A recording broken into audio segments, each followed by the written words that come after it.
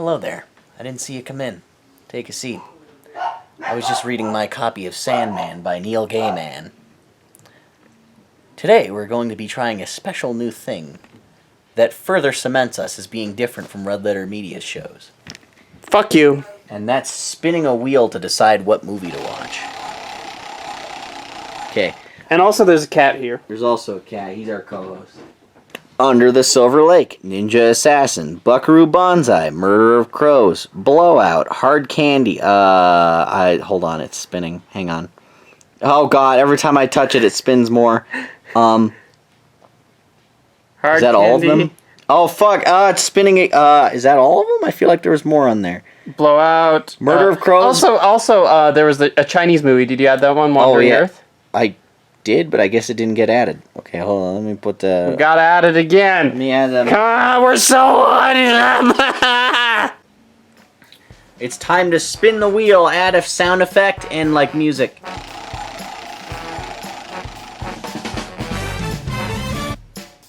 No. Oh. No. What? No. No. What are we doing with our lives? I don't know, man. Spin it again. Are you fucking kidding me? I'll kill you. No. Fuck you! How many times are we gonna spin this?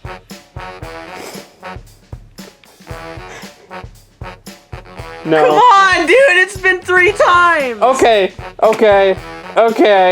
One more time. Alright, fine. No. Oh, this is terrible. Spin it again. Under the Silver Lake! Come on, let's go.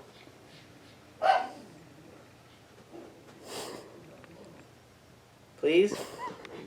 I found some kind of code or like secret message in her apartment. It means stay quiet. Our world is filled with codes, subliminal messages, from Silver Lake to the Hollywood Hills. Could any of this be connected to Sarah? I know this girl. There's a message in the music. Really think you're gonna find a hidden message in a pop song? 1, 2, 3. Can't quite see it, but I'm close. Honey, how are you? Mom, I'm fine. Mostly fine.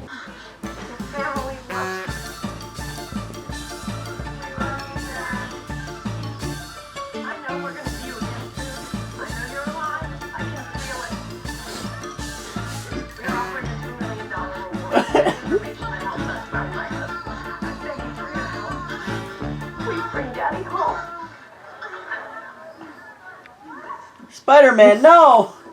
Under the Silver Lake. As you might know from the beginning of this review, we decided to watch... We couldn't decide what to watch. Well, we knew what we were supposed to watch, but this time you didn't want to watch it. You wanted to watch some other bizarre, weird fucking movie you saw on Amazon Prime. And despite my numerous attempts to get us to watch literally anything else, we watched that.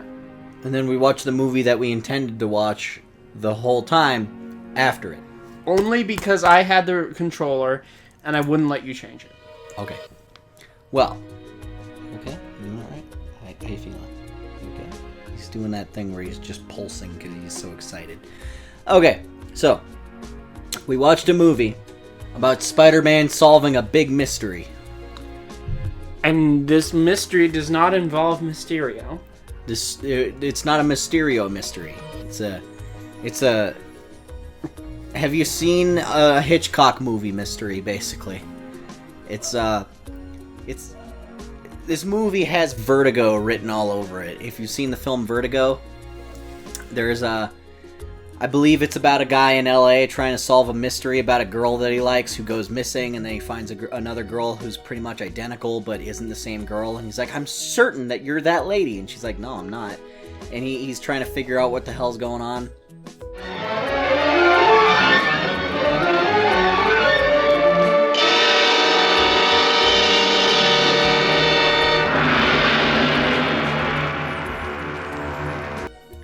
And then it leads him down a dark path, and then at the end he goes, boy, I probably would have been happier if I just never asked the question at all. And that's very similar to this. So You know what other movie does that? What? Hitchhiker's Guide to the Galaxy. Science has achieved some wonderful things, I know, but I'd far rather be happy than right any day. And are you? No. That's where it all falls down, of course. Pity. Sounded like rather a good lifestyle otherwise. Speaking of no meaning to anything, let's keep talking about Under the Silver Lake. So oh, there's actually a lot of... I love the audio peaking super hard.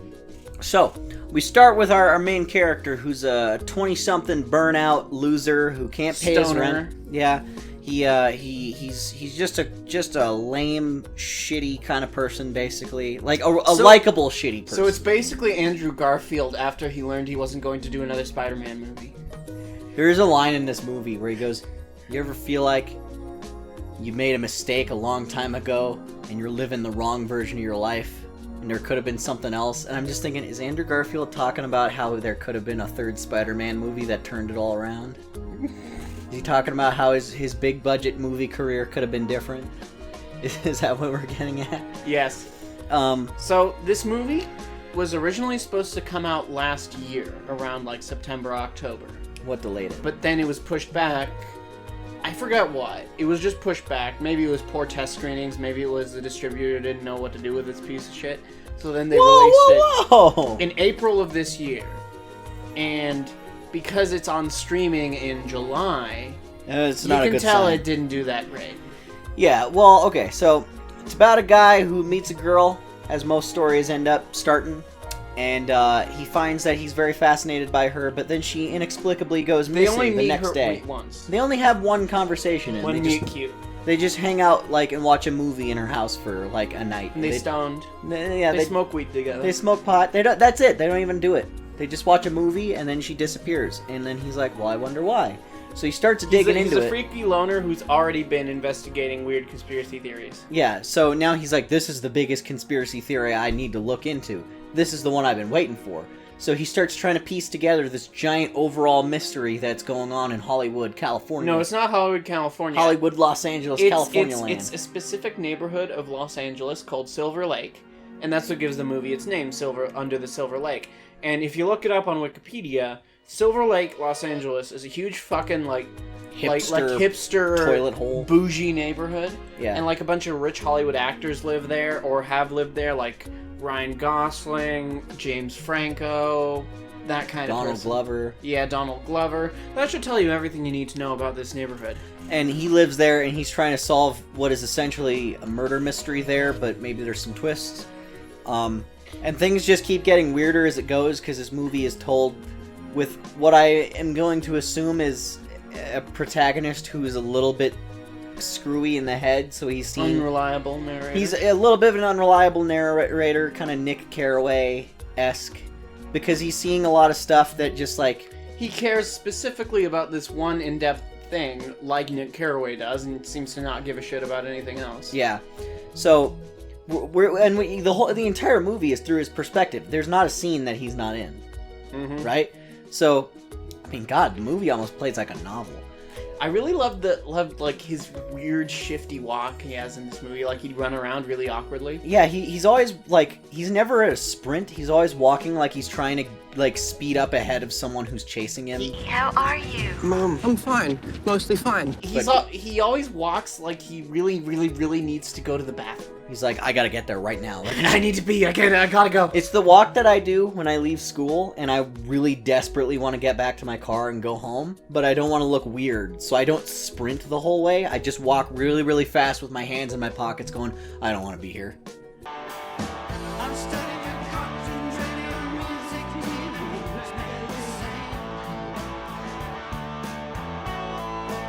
But anyway, there's a lot of weird stuff in this movie, but it's not as weird as something like that's not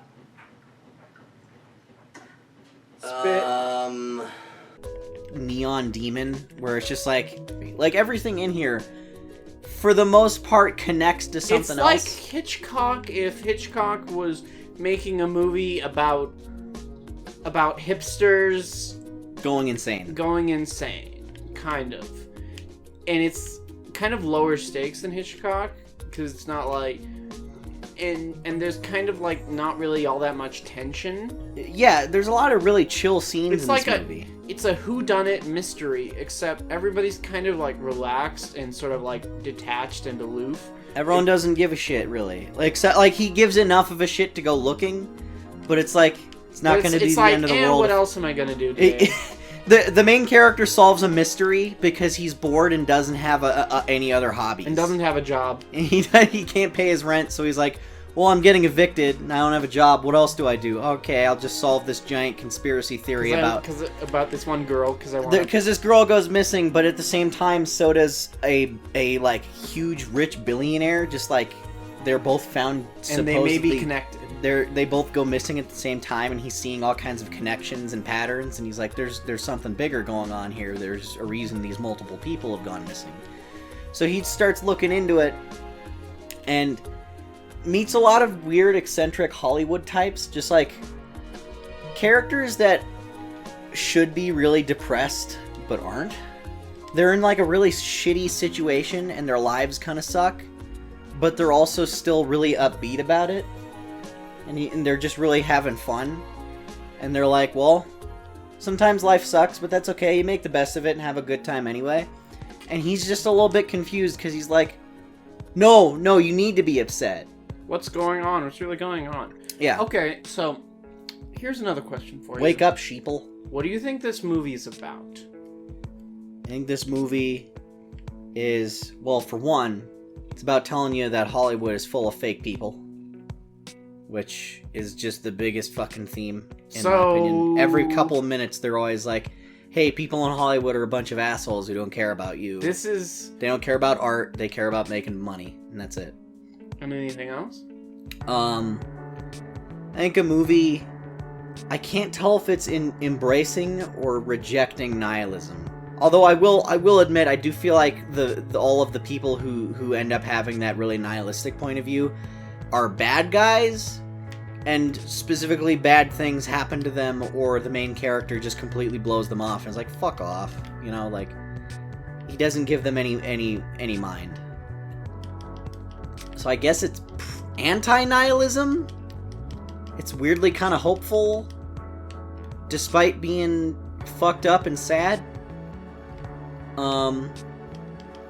I was expecting a really dark, depressing ending, a bajillion miles away, and then it kind of went a different direction, and it's like, well, life goes on. And, like, I was caught off guard by that, because I was expecting something a lot more cynical. What do you think this movie's about? I don't care, actually.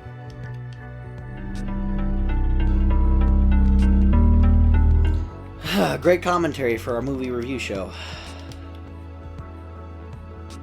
So the next thing we should discuss here is the director, because this is a director of a movie that I haven't seen. His last film was the indie darling, what was it? It Follows? It Follows. I have seen that. Which you have seen, so tell us a little bit about that. I used to daydream about being old enough to go on dates. I had this image of myself holding hands with a really cute guy, driving along some pretty road. It was never about going anywhere, really. Just having some sort of freedom, I guess. It Follows is basically just a big movie about teen angst and being kind of lost as a teenager, but disguised as a horror film. It's about a bunch of teenagers who are being followed by a monster that is unkillable, and it will follow them forever. This isn't real, I swear to you, this is just some game. If it kills her, it gets me, and goes straight down the line to whoever started it. What exactly is supposed to be following you? I don't know. Basically, this monster, it's following you, and if you have sex with someone, it'll transfer to them and then follow them until it kills them.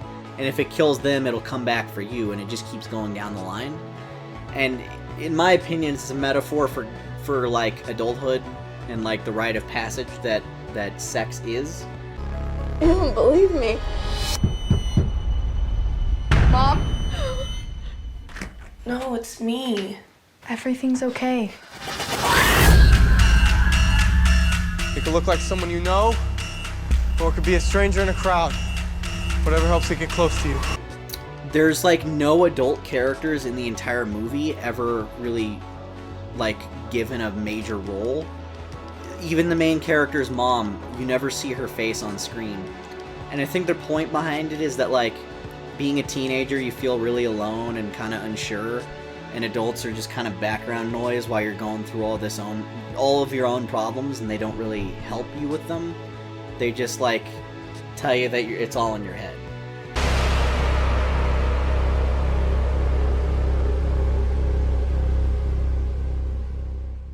So I wanted to bring that up because you can there's a certain way you can read this movie with the main character being sort of a stand-in for the director. And like after he, broke into Hollywood with It Follows, And then he's discovering kind of that in this everyone environment, Los Angeles, and just going like, what's going on? I feel like I'm in Crazy Town. I feel like I'm lost. I'm trying to solve some kind of puzzle because I've got nothing better to do. And then the answer is everyone around you in Hollywood is a fake piece of shit who doesn't care about art. They care about making money. They don't care about the people who are consuming the art. And a lot of the supporting characters are like either like there's a band who sold out there to the elites. There's aspiring actresses. There's the girl he fucks who's always in different outfits for like acting jobs. And then there's the performance artist girl who has the balloons on her.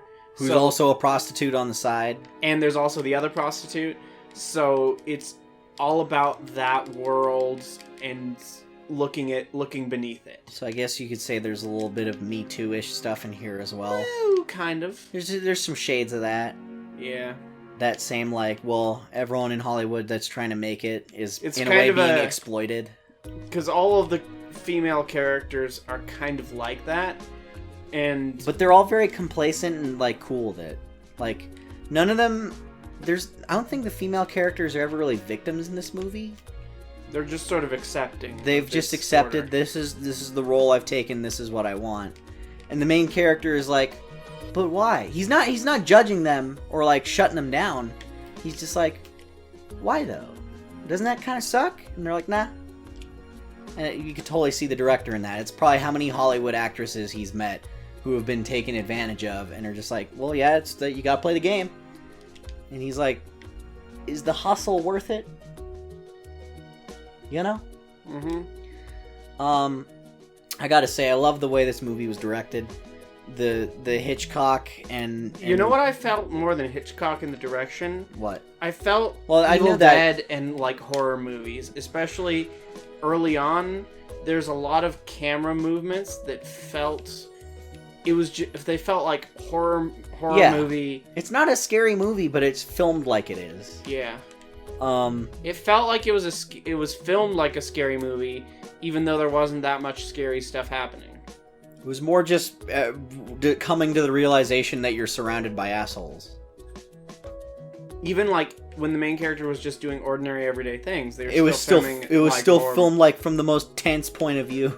It was like a horror movie shots in a non-horror movie, which I thought made it look really cool. Even when he was doing stuff that was pretty menial, it still looked really engaging. It just really ropes you in. What do you think of the music? Because I was not expecting the kind of score this movie had. It was designed to evoke... soundtrack, rather, right? It's a little of both. The score was designed to evoke classic, Hitchcock stuff. Yeah. Like Bernard Herrmann doing the score specifically. Which I thought was a cool decision. I didn't really notice it, and there wasn't any particular soundtrack pieces that I really ever thought were that It wasn't something compelling. like, I'm going to look this up on YouTube later, like I want to listen to this music. It worked well enough. Yeah. Nothing special, nothing to write home about. I thought the performances were great. I thought Andrew Garfield... I wasn't the biggest fan of him as Spider-Man. I thought he was okay. I thought he was really good in this. So I'm gonna say something terrible. Oh no. And my question is, do you think this was intentional, or am I just a horrible second? Oh, you think that's weird? A little. Okay. There was a lot of times when I was paying attention to the movie, and I couldn't tell a lot of the female characters apart. Like, there, especially like the girl that he was interested in, she had the most generic-looking face. I didn't have that problem. I was able to tell everyone apart pretty okay, but I think that could almost be a theme, because there's a lot of just, like, pretty white girls in the movie. Skinny white girls, yeah. Skinny, pretty white girls, typically blonde. There's, like, 3 different blonde girls in this movie who are, like, plot relevant. And I maybe that could be some kind of commentary on how it's like a lot of the same types that this environment attracts. You know, like, I don't know. I mean I felt like there was that one girl who was in the movie but was also a prostitute. She had like super short red hair. That was the only one that was like really distinct looking. There was the billionaire's daughter who had the black hair and a very pronounced jaw. Who was murdered. Yeah. Wow, spoiler. Nobody's gonna watch this movie. Nobody watched this movie. Nobody cares. Well, I care. I thought this was a great movie. It's like spoiling Dark Phoenix. Nobody cares. Oh. No, you need to face this, Charles. You need to face it. Come on, admit it to me right now. Come on, admit it. I care about Dark Phoenix. I thought it was alright. I don't think it was like the best movie ever. I certainly liked Silver Lake more than it. I don't know, something about this movie just like kind of hit a lot of boxes for me. Well, for sure, it's like, I like a good mystery, but I don't like when the answer is extremely disappointing. Okay, the answer wasn't disappointing for me as an audience member, but it was disappointing for the character. Can we all agree, though, that this movie was way too long? Because it was 2.5, it was like 2.5 hours. I thought that was kind of interesting. I thought, you know what? I thought the pacing was interesting, because, like, we paused it after I thought the movie was half over, and it only said, like, 43 minutes. 42 minutes. 42 minutes, and I'm like, damn. A lot has fucking happened. This movie does not stop going. There's so much shit happening. There's, like, 10 or 15 subplots, and I would say all of them pay off. There's just a lot of detail. And, I kind of like that. I didn't mind that it was a little packed. I didn't think it felt bloated or overstuffed. No, I don't think it felt bloated or overstuffed. I just think it felt like it was too long. I don't know. I kind of like the way it paced out its stuff. This is a big problem I have with a lot of indie movies that are coming out these days, like Midsummer. But yeah, no, I do believe there is a little bit of a kind of cut your shots, pretentious please, sort of film bro ideas that the longer the shot is, the better it is. Listen, film bros on Twitter will tell you if there's fast cuts in a scene, that's bad editing. It needs to spend 20 minutes on one shot. What do you think film bros would think about this movie? I think they would love it because it has long, uninterrupted shots. Uh-huh. And it's 2 hours long.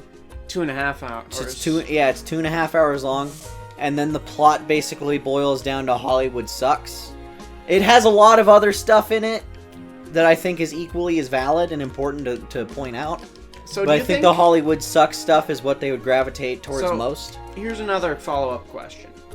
Do you think that what this movie is just film bro screeching into the void, or is it good?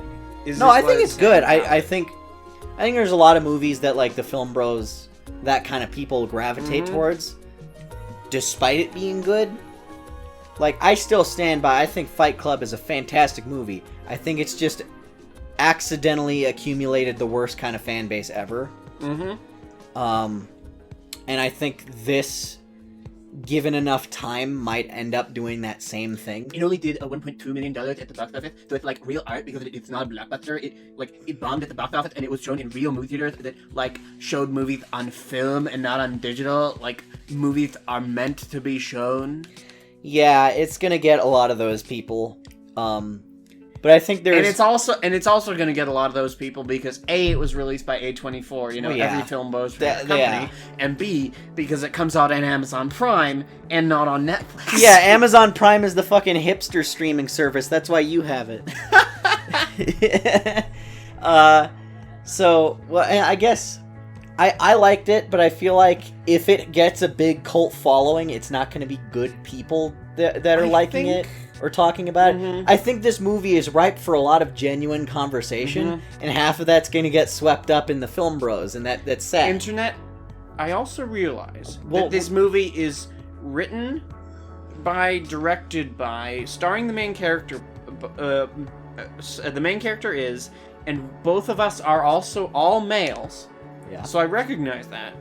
But do you think this movie is feminist or not? In a weird way, I think it is. Explain. Because none of the women seem to be... None of them feel victimized by using their bodies to get ahead. All of them are like, well, yeah, this is what I do, and this is how the world works, and that's fine by me. Like, they're very proud of what none of them are, like, upset or depressed by what they do. And is it a criticism of the system that they're engaging in, or is it partially... Because I watched Cabin in the Woods recently, and I had mixed feelings on that, because I feel like it was trying to have its cake and eat it too, by criticizing a thing, but also doing the thing. It's like Deadpool is not making fun of superhero movies by doing literally everything a superhero movie does. There's no subversion of the trope, it's just pointing it out. I can't put pants on my head and go, guys, look, I'm funny. Because then if I just say I'm funny, then it kills the joke. So is this a critique of that, or is it engaging in that? I don't believe it's engaging in it. Because... I don't know, it's very openly critical of the people who take advantage in this system. But the people who end up being, like, kind of swept up in that, they're, in a way, almost at peace with it, but fully aware that it's happening. And a lot of them are using it to their own advantage, and in a way they're kind of gaming the system and, like, fighting back. It's like none of them feel oppressed anymore. It's almost like they're... That's best to make the best of a bad situation. I'm stuck here, might as well make the best of it. Which is... a line in the movie. And we'll provide absolutely no context for that, because... yeah, it's... we feel like fucking with you guys. Yeah. So I think it's... I think it actually is kind of a feminist movie in a way, but in a way that might be unpopular. Another thing you want to talk about is... let's talk about fucking capitalism, man. Oh, yeah. This movie does not like billionaires. Or rich people. Rich people are weird cultist assholes who don't care about you, this movie says. And can you really argue? Is there anything you can say to dispute that? I mean, given certain things that are in the news right now, the fact that billionaires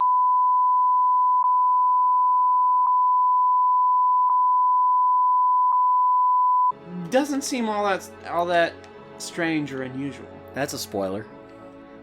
Nobody cares. I care. I think people should watch this.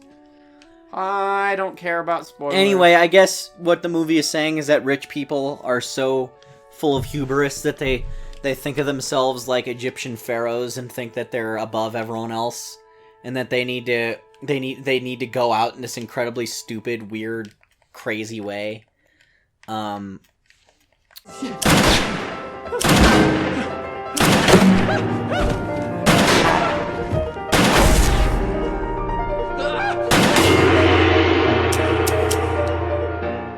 That's spooky. Man, if you win the lottery, kids, don't become a weird-ass cultist. Don't become a sex pervert. Just use your money to help people. I know that's a lot. You can buy a big house and a lot of useless shit. Like a statue of a moose suspended in its own urine in a glass case. Whatever you do not live in Los Angeles. Because then you'll be inducted into a weird cult. Isn't it kind of funny how you want... I'm trying to think of it. I'm trying to think of how many different pieces of art use Los Angeles as like This is the last mission. a symbol for greed and excess and, you know, just complete It's consumption. kind of like the gone capital. awry. It's the capital of capitalism. Showgirls! Sugar! Man, everybody got AIDS and shit. Everybody's got AIDS! AIDS, AIDS, AIDS, AIDS, AIDS! And just start playing that song. You remember Team America, Let's right? dance to it.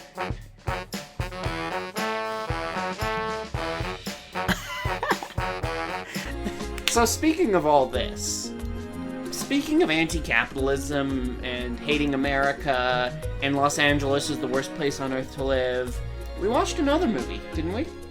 Okay. We watched a movie Called called The Wandering Earth, where the sun is exploding, and in order to avoid being blown up in a solar flare storm whatchamahoosit, all of the people on Earth band together and build giant engine rockets, 10,000 of them across the surface of one half of the world, to push the Earth as if it were a giant spaceship and fly to another solar system so that they may erect a new civilization 2,500 years from now. And along the way, stuff goes wrong, kinda. And through the power of teamwork and not Communism. liking money and everyone sacrificing for the greater good, we'll make it there and everyone will be okay. Everyone used to like money, but they realized how stupid they were when they built the rockets to push the Earth to a capitalist, free utopia. It was fine. It was alright. It was okay, I guess.